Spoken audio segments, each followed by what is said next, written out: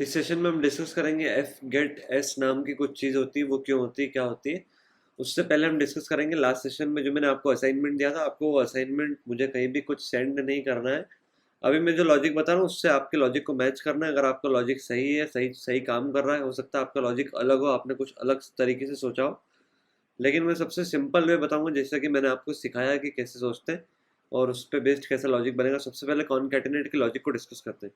तो मैं बिल्कुल टाइम वेस्ट नहीं करूँगा, साथ ही साथ मैं आपको कोड भी बताते जाऊँगा।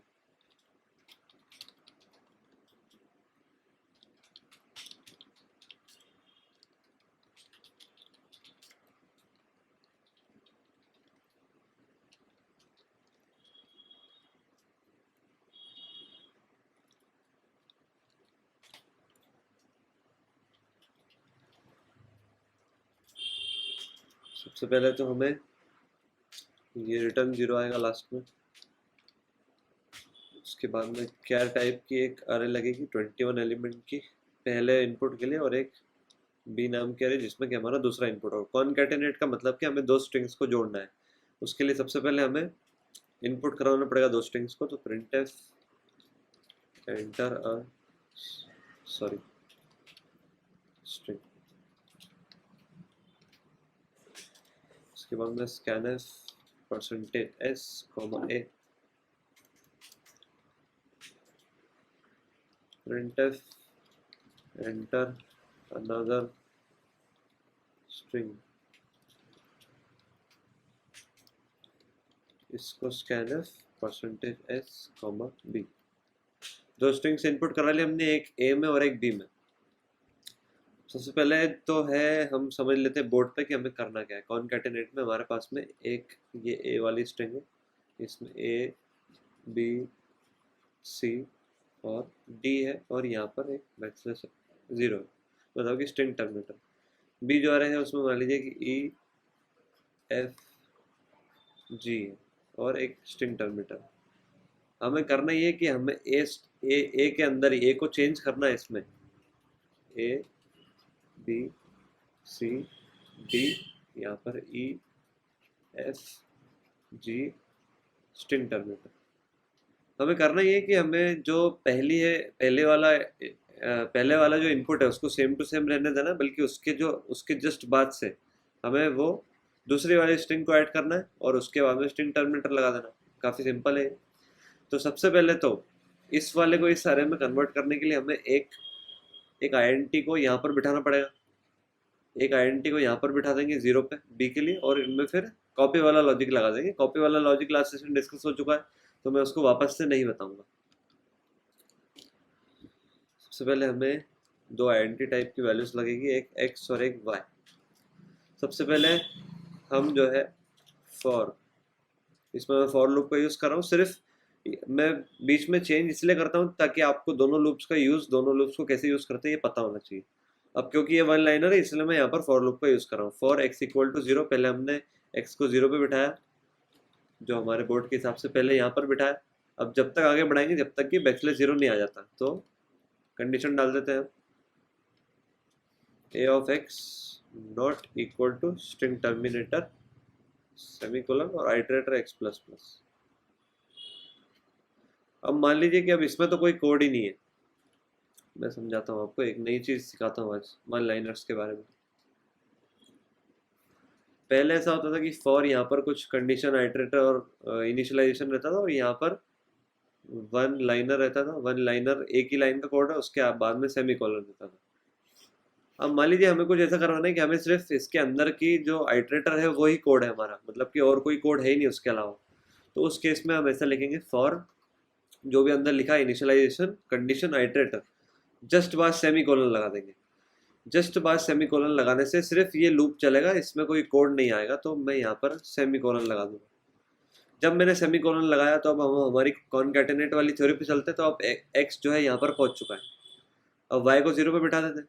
तो अगली लाइन में वाई को जीरो पे बिठा दिया, ये वाई को जीरो पे बिठाया। अब से हम जो है हमारी कॉपिंग वाला लॉजिक चालू करेंगे। अब कॉपी सवाल उठता है कि कॉपी कब तक करना है। तो कॉपी जब तक करना है जब तक कि जो हमारी बी वाली जो अरे है वो जब तक पूरी खाली नहीं हो जाती। B of y is not equal to string terminator. इसके अंदर आइटरेटर आएगा y प्लस प्लस, साथ ही में एक और आइटरेटर आएगा x प्लस प्लस, सॉरी, क्योंकि हर चक्कर में जब हम कॉपी कराएंगे तो वो ई से उठा के यहाँ पर बिठाएंगे, उसके बाद में अगले ब्लॉक में एफ का डेटा उठाएंगे, तो ये अगले ब्लॉक में भी जा रहा है, तो इसके लिए हर लूप के बाद में एक्स भी आगे बढ़ रहा है और वाई भी आगे बढ़ रहा है, तो उसके लिए आइटरेटर दोनों साइड से लगेंगे। यहाँ पर हम कॉपी वाला लॉजिक लगाते हैं तो हमें ए ऑफ एक्स में बी ऑफ वाई की वैल्यू चाहिए।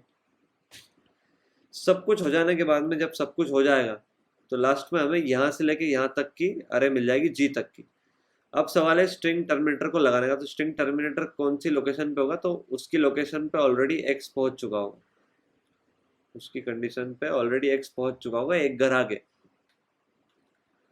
तो हम ए ऑफ एक्स को स्ट्रिंग टर्मिनेटर असाइन करा देंगे और एंड में सब कुछ लॉजिक ही, हमारा पूरा लॉजिक खत्म हो चुका कॉन्कैटेनेट का, और हम यहाँ पर प्रिंट करा देंगे। ब्रैकेट के अंदर प्रिंट कराऊंगा ताकि वो हमें सही से दिखे। यहाँ पर हम ए वाली प्रिंट कराएंगे क्योंकि ए में ही हमने सारा हमारा जो भी कॉन्कैटेनेट करा है वो सारा कुछ ए में है। बी में तो रखा ही है बी में, लेकिन उसकी एक कॉपी रखी होगी और वो सिर्फ उसकी जो कि बी स्ट्रिंग में हमने ऑलरेडी इनपुट करा लिया। कंपाइल कर लेते हैं, कंपाइल करते टाइम कोई भी प्रॉब्लम नहीं है, इसको एग्जीक्यूट करा के देख लेते हैं। जो भी हमने इनपुट से वर्कआउट किया है पहले वो इनपुट ले लेंगे, तो वो इनपुट है a b c d e f g, ये इनपुट है हमारा, तो ये इनपुट है ए बी सी डी और ई एफ जी। जैसे इनपुट कराऊंगा तो ये हमारा कॉन्कैटेनेट होके आ रही है। लास्ट सेशन के एंड में एक जो हमने एग्जांपल डिस्कस किया था उसके लिए चेक कर लेते हैं। मैंने मेरा नाम लिखा था और लास्ट में एबीसी लिखा था, तो जतिन एबीसी आपके सामने लिखा हुआ है, उसमें कोई स्पेस नहीं है, बिल्कुल परफेक्टली हमारी जो स्ट्रिंग्स थी दोनों कॉन्कैटेनेट हो चुकी है। इसको स्ट्रिंग्स को जोड़ने को कॉन्कैटेनेशन बोलते हैं, मैं लिख के बताता हूँ। ये जो हमने डिस्कस किया ये था लॉजिक फॉर कॉन्कैटेनेशन। एक और बार लिख के बताता हूँ सही से आपको, कॉन्कैटेनेशन मतलब कि स्ट्रिंग्स को ज्वाइन करना या जोड़ना, जैसा भी आपको लिखना है आप वैसा लिख सकते हैं। ये हो गया कॉन्कैटेनेट वाला लॉजिक। अब हमारे डिस्कशन पे आते हैं एफ गेट एस वाले। तो मैं बता दूं आपको, एफ गेट एस जो है वो एक फंक्शन है used in place of scanf to reduce और ट्रांसफर इनपुट। मतलब कि जो काम स्कैनफ करता है वही काम एफगेटएस करता है। क्या इसका सिंपल, इस चीज का कहने का मतलब सिर्फ इतना ही। आगे का थोड़ा सा डिस्कशन करते हैं। अब जब हमने डिस्कस किया था कि मैंने मेरे फ्रेंड सुमित शर्मा को ये मेरी जो प्रोग्राम था वो चलाने के लिए दिया, उसमें लिखा हुआ था एंटर योर नेम। बना के दिखा देता हूँ आपको जल्दी से। वो जो एग्जाम्पल था उसमें हमने देखा था कि जो स्पेस जहाँ पर आता है वहाँ पे स्कैनफ रोक देता है, तो उसको एक और बार डिस्कस कर लेते ताकि आपको अच्छे से समझ में आ जाए। वो मैंने क्या टाइप किया कर ली थी, नेम नाम की, जिसका कैपेसिटी 21 रखी थी। उसके बाद में print F enter your name, उसके बाद में scanf percentage s comma name, name में ही हमने स्कैन करा लिया उसको, और फिर प्रिंट करा दिया print F hello percentage S, यहाँ पर नेम की वैल्यू, रिटर्न 0। सेव कर लिया, कंपाइल करके रन कर।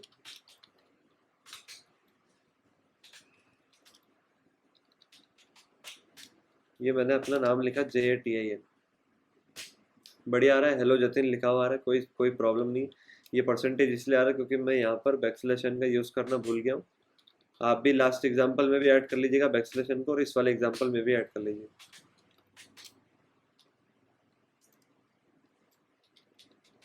ये मैं जतिन डाल के देख लेता हूँ, तो हेलो जतिन लिखा हुआ रहा। फॉर एग्जाम्पल मैंने ये प्रोग्राम मेरे फ्रेंड को दिया, उसका नाम है सुमित शर्मा। अब यहाँ पर तो ऐसा लिखा एंटर योर नेम, ये लिखा साफ साफ सामने एंटर योर नेम। तो मेरे फ्रेंड को लगा कि यहाँ पर पूरा नाम डालना है, उसने अपना पूरा नाम टाइप किया, लेकिन पूरे नाम में बीच में एक जगह स्पेस आ गया। उसने एंटर हिट किया तो ये तो सिर्फ सुमित ही लिखा रहा है, शर्मा तो जो है वो शर्मा जो है वो ट्रिम हो जा रहा है, ये आगे वाला पार्ट पूरा ट्रिम हो जा रहा है, यहाँ तक कि हमारा आउटपुट आ रहा है। तो ऐसे केस में जब हमें स्पेस भी चाहिए हमारी स्ट्रिंग के अंदर, to include space in string we use fgetS function. अब जैसे कि प्रिंट एफ के बारे में हमें पता है कि डबल कोट्स में लिखते हैं तो वो प्रिंट करता है, स्कैन एफ का पता है कि जो डबल कोट्स में लिखते हैं वो स्कैन होता है, उसके बाद में वेरिएबल्स वगैरह के नाम रहते हैं, वो सब है, वो सब बातें हमें पता है। अब एक नई चीज़ डिस्कस करते हैं, fgetS के बारे में थोड़ा डिटेल में जानते हैं। तो fgetS को हमें बेसिक 3 डिटेल्स प्रोवाइड करानी पड़ती है, जो कि तीनों इंपॉर्टेंट है और कंपलसरी है। सबसे पहली जो डिटेल प्रोवाइड करनी पड़ती है, मतलब ये details as a argument provide करनी पड़ती है, जैसे कि प्रिंट एफ के अंदर जो हम ये ब्रैकेट्स के अंदर लिखते हैं इसको आर्ग्यूमेंट बोलते हैं। ये सब हम पढ़ चुके हैं फंक्शंस वाले पार्ट में, तो मैं अभी उस साइड नहीं जा रहा हूँ। अगर आपको उस साइड कुछ कन्फ्यूजन हो तो आप मेरे फंक्शन, टाइप ऑफ फंक्शन और बोनस वाला लेक्चर देख सकते हैं। फर्स्ट वाले में लिखेंगे हम, फर्स्ट वाले में जो आर्ग्यूमेंट चाहिए रहता है fgetS को, तो वो होता है वेयर टू प्लेस इनपुट। मतलब कि fgetS के थ्रू जो इनपुट आएगा, जो स्ट्रिंग आएगी, उसको रखना कहाँ पर है, ये हो गई हमारी पहली चीज। दूसरी चीज है एलोकेशन साइज, मतलब कि जो डेटा आ रहा है वो कितना बड़ा है, उसकी साइज क्या है। तीसरी चीज की from where to pick the input, मतलब कि इनपुट को लाना किधर से, उठा के। तो इन तीनों सवालों के जवाब आपके पास में क्लियरली होते हैं, हमेशा होते हैं। तो उसके लिए एक चीज़ डिस्कस करते हैं, जैसे कि मैंने आपको बताया था कि जो हमने क्या टाइप का वेरिएबल लिया था, तो मैंने सिखाया कि क्या टाइप का जो हम वेरिएबल लेते हैं 21, वो इसलिए लेते हैं क्योंकि आखिरी घर स्ट्रिंग टर्मिनेटर के लिए छोड़ देते हैं, उसके आगे के जो 20 घर हैं उसमें हमारा डेटा आ जाता है। तो वैसे ही ये जो 21 है, ये जो कैपेसिटी है, ये हम प्रोवाइड करते हैं fgetS को एलोकेशन साइज में, बीच वाले उसमें एलोकेशन साइज में। मतलब कि fgetS हम हमेशा ऐसे लिखेंगे fgetS, उसके बाद में यहाँ पर पहली चीज आएगी कि वेयर टू प्लेस इनपुट, मतलब कि इनपुट को रखना किधर है, उसके बाद में कॉमा लगाएंगे। दूसरी चीज आएगी एलोकेशन साइज, तो एलोकेशन साइज में हमें वो नंबर डालना है जो कि उस अरे की कैपेसिटी, फॉर एग्जांपल इस एग्जांपल में 21 कैपेसिटी है, तो इस एग्जांपल के लिए यहाँ पर 21 आएगा। 21 के बाद में लास्ट आर्ग्यूमेंट कि उठाना कहाँ से इनपुट को, उठाना कहाँ से इनपुट को। तो मैं चाहूंगा कि आप वीडियो को पॉज करके सोचिए कि इनपुट आएगा कहाँ से। इसका आंसर बहुत ही सिंपल है। आई होप आपने पॉज करके 2 मिनट सोचा होगा। तो इनपुट आएगा कहाँ से, इसका आंसर मैं आपको बफर वाले वीडियो में दे चुका हूँ कि उसमें एक stdin बफर होता है, स्टैंडर्ड इनपुट बफर होता है, वहां से इनपुट आता है। तो लास्ट में हमेशा stdin ही आएगा। अब रही बात ये कि इनपुट रखना किधर है, मतलब तो इनपुट रखना किधर है, तो बेसिक डिस्कस करते हैं कि इनपुट रखेंगे किधर। तो इनपुट रैम में रखाएगा, बट रैम में भी हमने डिस्कस किया कि 4 GB रैम के अंदर 440 या 400 कुछ करोड़ बाइट्स होती है, तो उसमें से किस में, तो उसके लिए हम जो हमारी अरे का नाम है वो प्रोवाइड कर देंगे, नेम। तो कंपाइलर क्या करेगा, इसके आगे एम्परसेंट लगाएगा, यहाँ पर ये लगा देगा। आपको सिर्फ नेम ही लिखना है, मैंने वो समझाने के लिए बताया। इस वाले स्टेटमेंट से स्पेस को भी इंक्लूड कर सकते हैं, ऐसा आप हिंदी में लिख लीजिए, जैसा आपको समझ में आए वैसा लिख लीजिए। इस बार हमारा ऑब्जेक्टिव है कि स्पेस के साथ में हमें इनपुट को लेना है और उसके हिसाब से आउटपुट को प्रिंट करना है। डिस्कस कर लेते हैं। तो इसको हम डायरेक्ट प्रोग्राम में इम्प्लीमेंट करेंगे। प्रोग्राम के अंदर आपको ये वाला एग्जांपल भी पूरा लिखना है और इसका आउटपुट भी लिखना है कि ये इसमें ये प्रॉब्लम आ रही है और ये वाला पार्ट जो है ट्रिम हो रहा है, जो कि स्पेस के आगे वाला पार्ट ट्रिम हो जा रहा है। प्रोग्राम लिखना, आउटपुट लिखना है वीडियो में, भले से आप पीछे जा सकते हैं। अभी जो मैं चीज़ बता रहा हूँ उस पर ध्यान दीजिएगा। मैं कैपेसिटी को शिफ्ट कर रहा हूँ 81 पे, क्योंकि अब स्पेसेस इंक्लूड है उस, तो सरनेम मिडिल नेम्स इंक्लूड होंगे, फर्स्ट नेम्स इंक्लूड होंगे, तो हो सकता है कि हमारी स्ट्रिंग ज़्यादा बड़ी हो जाए। Enter your name. अब स्कैनफ की जगह पे हम इसको रिप्लेस कर देंगे। यहाँ पर लिखेंगे fgetS। fgetS के बाद में ब्रैकेट स्टार्ट। सबसे पहली चीज़ की रखना कहाँ पर है, तो नेम में रखना। कितना एलोकेशन साइज है, 81। उसके बाद में कहाँ से उठाना है, stdio। उसके बाद में अगले स्टेटमेंट में हमने सीखा कि स्कैनफ के बाद में flush stdin करके हमें एक लाइन लिखनी है, तो यहाँ पर भी लिख देंगे flush stdin। इससे अगर कुछ एक्स्ट्रा डिटेल्स होगी, फॉर एग्जांपल किसी ने 81 से भी ज़्यादा कैरेक्टर्स भर दिए, तो ये जो fgetS है ये 81 कैरेक्टर्स तो नेम में लेके आ जाएगा, लेकिन 81 के बाद में जो एक्स्ट्रा भरे हुए हैं वो तो अभी भी stdin में रखे होंगे, तो इसीलिए उनके लिए हमारा flush stdin से वो सारे भी डिलीट हो जाएंगे। कुछ कन्फ्यूजन हो तो मैं चाहूँगा कि आप बफर वाला जो लेक्चर है उसको वापस से जाके विजिट करें और उसको रिवाइज कर लें एक बार। इससे fgetS से हमारा जो इनपुट है वो आ जाएगा %s के अंदर। स्ट्रिंग टर्मिनेटर भी अपने आप ही लगा देता है एंड में।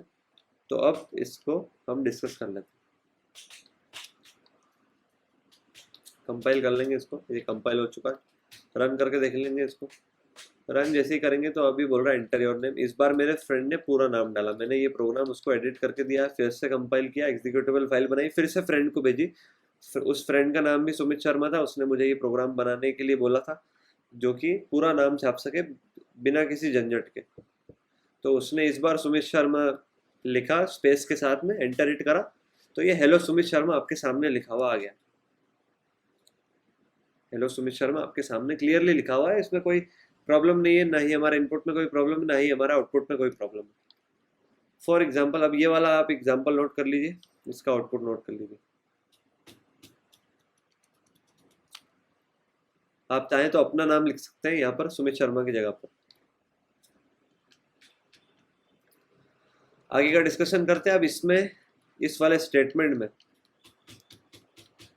एक प्रॉब्लम है, उस प्रॉब्लम को डिस्कस करेंगे और इस सेशन में उसका सॉल्यूशन डिस्कस करके इस सेशन को हम वाइंड अप कर लेंगे। ये सेशन ज़्यादा लंबा नहीं होगा, लेकिन इसमें नॉलेज थोड़ा सा ज़्यादा होने वाला है, तो थोड़ा सा ध्यान दीजिएगा आप। मान लीजिए किसी ने printf हेलो %s लिखा, उसके आगे ऐसा लिखा हाउ आर यू। मतलब कि हम ऐसा चाहते हैं कि हेलो प्रिंट हो, उसके बाद में हमारा नाम प्रिंट हो पूरा सरनेम के साथ में, और उसके बाद हाउ आर यू प्रिंट हो जाए। एक ही लाइन में प्रिंट होना चाहिए, क्योंकि हमने string term sorry new line character का यूज लास्ट में किया है, ना कि शुरुआत में। उससे जो है कंट्रोल अगली लाइन में नहीं जाएगा बीच में। ये सारा कुछ एक ही लाइन में प्रिंट होना चाहिए। ये सारा कुछ मैं बताता हूँ, ये सारा कुछ एक ही लाइन में प्रिंट हो जाना चाहिए। तो इसको चेक कर लेते हैं एक बार, इसको सेव करेंगे, कंपाइल कर लेंगे, रन करके देखेंगे। वही सेम आउटपुट का सेम इनपुट का यूज़ करूँगा मैं। तो यहाँ पर गड़बड़ हो चुकी है। गड़बड़ ये हुई है कि जो हमारा नाम है, सॉरी जो हमारा नाम है वो तो पहली लाइन पे प्रिंट हो गया, लेकिन बाकी सब तो अपने आप ही अगली लाइन पे चले गया। कोड में तो हमने कोई बैकस्लैशन का यहाँ पर यूज़ किया ही नहीं है, लेकिन फिर भी ये कॉमा से लेके सारा कुछ अगली लाइन पे प्रिंट हो रहा है। तो अब ये जादू कैसे हुआ, तो समझते हैं इसको बोर्ड पर। fgetS जब बफर से इनपुट उठाता है, बफर वाला डिस्कशन हो चुका है। बफर की मतलब जहाँ पर इनपुट्स के ASCII कोड स्टोर होते हैं। तो फॉर एग्जांपल कुछ ASCII कोड्स चल रहे हैं, बीच में ASCII कोड आया 32, मतलब कि स्पेस का। उसके बाद में ये फर्स्ट नेम हुआ, अब लास्ट नेम का इनपुट आया। लास्ट नेम के बाद में एंड में हम एंटर हिट करते हैं। एंटर हिट करते तो मतलब उसका मतलब भी न्यू लाइन ही होता है। एंटर हिट करते तो उसका ASCII कोड होता है 10। ध्यान से समझिएगा, उसका ASCII कोड होता है 10, जो कि बफर में होता है। तो अब ये 10 ऐसा का ऐसा उठ के हमारी जो ये अरे है इसके अंदर आ जाएगा। तो जब भी हम इसको प्रिंट कराने जाएंगे, %s से प्रिंट कराने जाएंगे, तो वो जो ये यहाँ पर एंड में एक \n सेव है स्ट्रिंग टर्मिनेटर के पहले, तो वो जब \n प्रिंट होगा तो उससे कंट्रोल अगली लाइन में अपने आप चले जाएगा। तो ये तो प्रॉब्लम है। पीछे जाइए, प्रॉब्लम को सुनिए, प्रॉब्लम को समझिए, उसके बाद में अपनी कॉपी में नोट कर लीजिए। सॉल्यूशन बताने जा रहा हूँ। अब प्रॉब्लम क्या है, प्रॉब्लम को एक और बार नए नए पॉइंट ऑफ व्यू से डिस्कस करते हैं। हमारा इनपुट आ चुका है सारा, हमें अब इसमें जो इनपुट में स्पेसेस है, हमें स्पेसेस की ज़रूरत है। हमें से चाहते हैं कि वो स्पेसेस हमारे पास में स्टोर्ड रहे। होना ये चाहिए कि लास्ट में एक गलती से न्यू लाइन कैरेक्टर आ रहा है, वो भी जस्ट स्ट्रिंग टर्मिनेटर के पहले वाले घर में, तो हमें उस पहले वाले घर को खाली करना है और स्ट्रिंग टर्मिनेटर को उसकी जगह पर रख देना है। उससे हमारा सारा कुछ सिंपल हो जाएगा, कोई कोई दिक्कत वाली बात ही नहीं है, सब कुछ एक ही बार में ख़त्म हो जाएगा। उससे मतलब कि हमारी सारी प्रॉब्लम सॉल्व हो जाएगी। जो इनपुट रहेगा वो प्रॉपर परफेक्ट इनपुट रहेगा जैसा कि यूज़र ने दिया है। स्पेसेस भी इंक्लूड हो जाएंगे और न्यू लाइन कैरेक्टर भी बेफालतू में नहीं आएगा। इसके लिए लॉजिक डिज़ाइन करते हैं। तो सबसे पहले तो ये सब कुछ करने के लिए हमें एक आइडेंटिटी को यहाँ से दौड़ा दौड़ा दौड़ा दौड़ा के बिठाना पड़ेगा स्ट्रिंग टर्मिनेटर पे। तो दौड़ा दौड़ा के मतलब कि लूप लगा के। तो इस पर्पस के लिए मैं एक अलग फंक्शन डिजाइन करूंगा, ध्यान से देखिए। या फिर मैं ऐसा करता हूँ, अभी फंक्शन डिजाइन नहीं करता हूँ, आपको डायरेक्टली बताता हूँ, क्योंकि फंक्शन डिजाइन करने में कुछ ऐसी थ्योरी लगेगी जिसका नाम होता है पॉइंटर्स, जो कि हम आने वाले 1 या 2 सेशंस के बाद में डिस्कस करने वाले हैं। वो काफ़ी ब्रीफ डिस्कशन होता है और प्रोग्रामिंग 95% जो एडवांस प्रोग्रामिंग होती है, जो डेटा स्ट्रक्चर्स होते हैं, वो पॉइंटर्स पे ही डिपेंडेंट होते हैं। इसलिए मैं आपको अभी फंक्शन के थ्रू स्ट्रिंग को एडिट करना नहीं सिखा सकता या स्ट्रिंग पे कोई ऑपरेशंस करना नहीं सिखा सकता। तो अभी आप ध्यान दीजिएगा, ये इसमें हम एक नई चीज़ इंट्रोड्यूस कर रहा हूँ आपके सामने।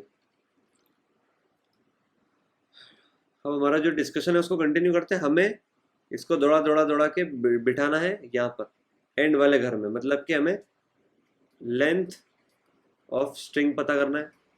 जो हमने कैरेक्टर काउंट वाला लॉजिक सीखा था पिछले सेशन में, उसको पता करना है। तो उसको इम्प्लीमेंट करेंगे यहाँ पर। उसको इम्प्लीमेंट करने के लिए एक आइडेंटिटी टाइप वेरिएबल लगेगा एक्स नाम का। उसके बाद में इनपुट कंप्लीट होने के बाद में यहाँ पर अब हम हमारा जो लॉजिक सोचा है वो चलाएंगे। तो इसके लिए मैं फिर से फॉर लूप यूज़ करूँगा। तो फॉर एक्स इक्वल टू 0, पहले एक्स को शुरुआती घर में बिठाया। कब तक आगे बढ़ाएंगे, जब तक कि नेम ऑफ एक्स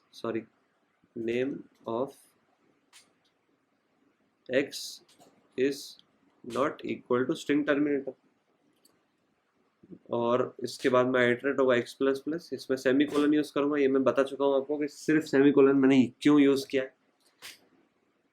अब यहाँ पर हमारा जो इंडेक्स वाला वेरिएबल है वो आखिरी में पहुँच चुका है। अब उसको एक घर पीछे जो है यहाँ पर स्ट्रिंग टर्मिनेटर लगाना। तो मतलब कि नेम ऑफ एक्स जहाँ पर भी है उससे एक घर पीछे -1 equal to string terminator. Save, इसको सेव करते हैं, कंपाइल करके रन करके देखते हैं। हमने सबसे पहले एक्स को सबसे एंड में भेजा। सबसे एंड में भेजने के बाद में अगली लाइन में हमने उस एंड के पहले वाली लाइन पे जहाँ पर हमारा न्यू लाइन कैरेक्टर है जो कि हमें हटाना है, उसकी जगह पर हमने स्ट्रिंग टर्मिनेटर रख दिया। तो इससे हमारा इनपुट परफेक्ट हो जाएगा।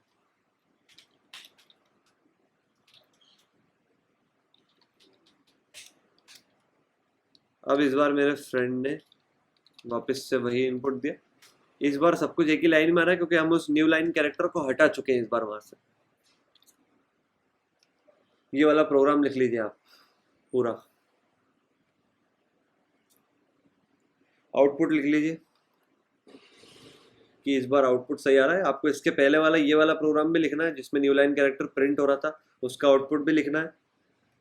और उसके पहले जो यहाँ पर डिस्कशन हुआ था जो कि बिल्कुल परफेक्ट लग रहा था, वो भी आपको शुरू में ही लिख लेना था।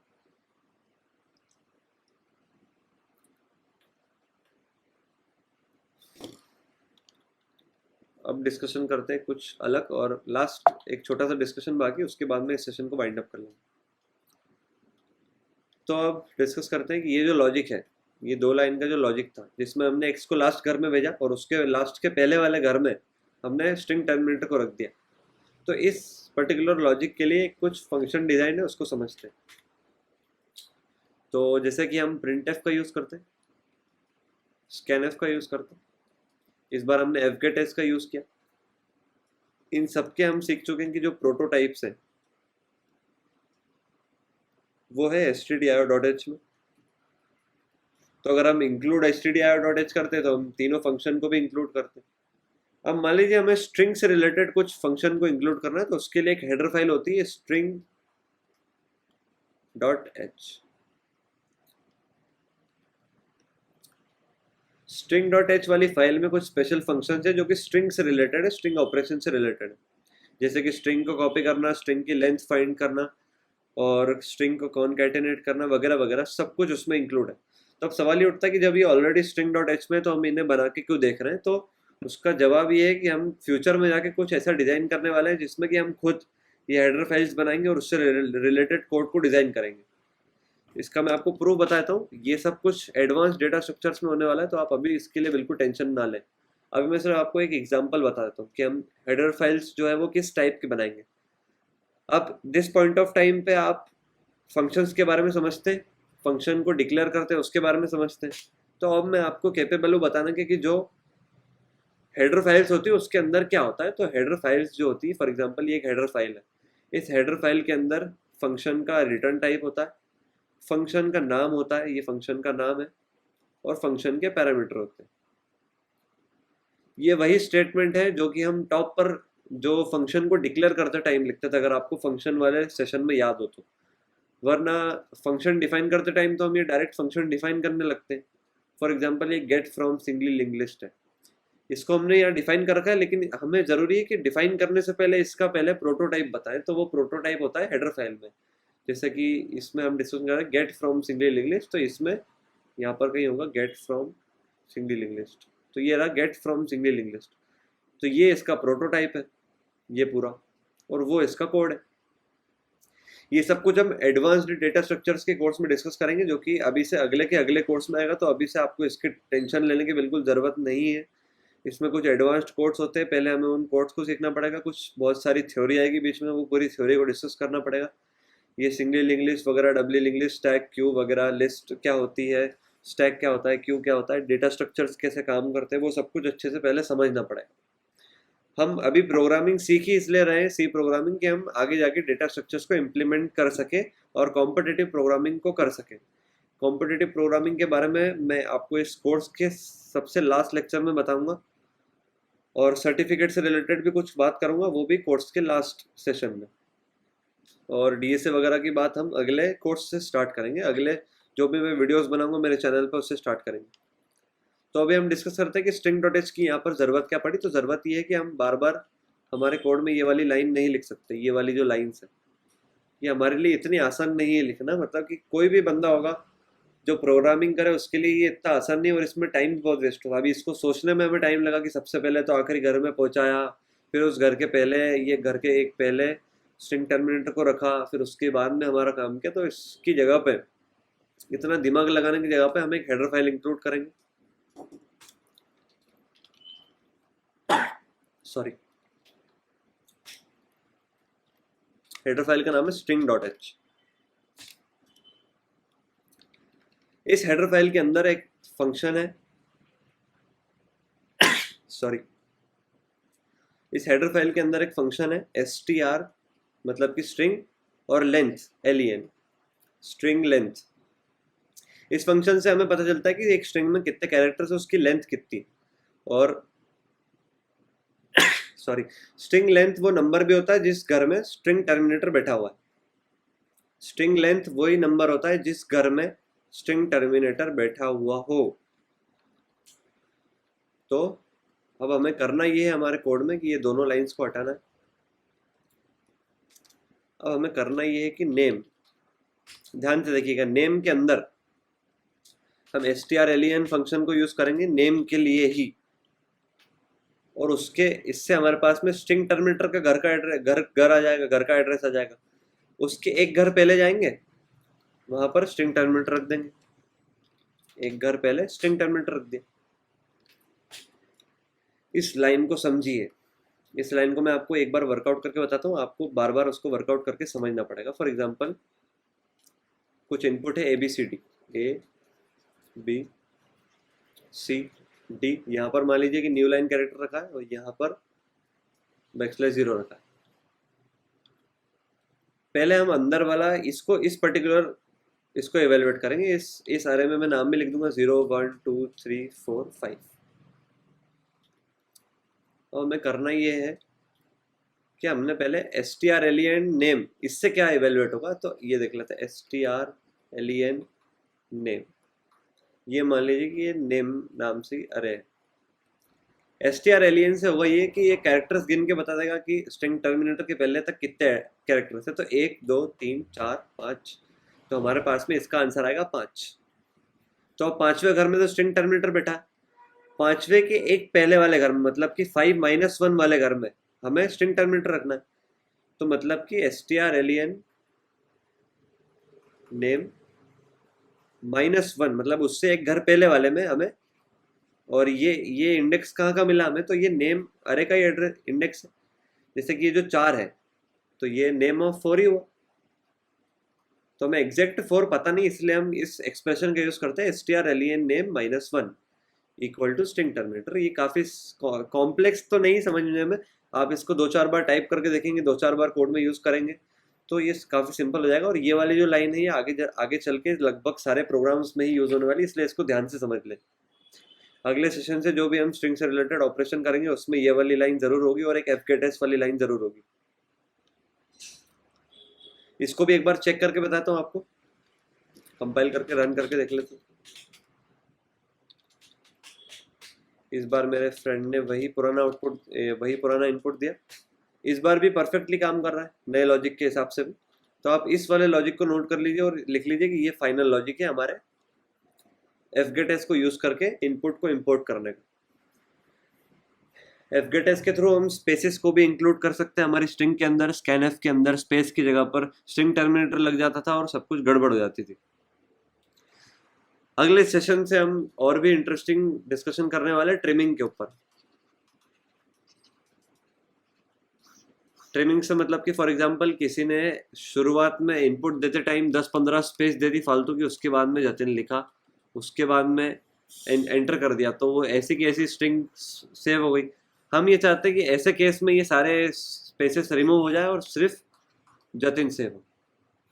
तो ये कैसे होगा, उसके बाद में एक और सिनेरियो डिस्कस करता हूँ। किसी ने नाम लिखने के बाद में 10-15 जबरदस्ती के स्पेसेस दे दिए, तो उसको सही कैसे करेंगे। हमारी जो एरे की कैपेसिटी है उसको बचाने के लिए हम यहीं पर स्ट्रिंग टर्मिनेटर लगा देंगे, इन सबको गायब कर देंगे। इन सबको ट्रिमिंग लॉजिक्स कहते हैं, जो कि हम नेक्स्ट सेशन डिस्कस करने वाले हैं, ट्रिमिंग लॉजिक्स। तो नेक्स्ट सेशन बिल्कुल ध्यान से फोकस से देखिएगा, हम उसमें लेफ्ट ट्रिम और राइट ट्रिम का लॉजिक समझेंगे। Thank you for your patience, have a nice day.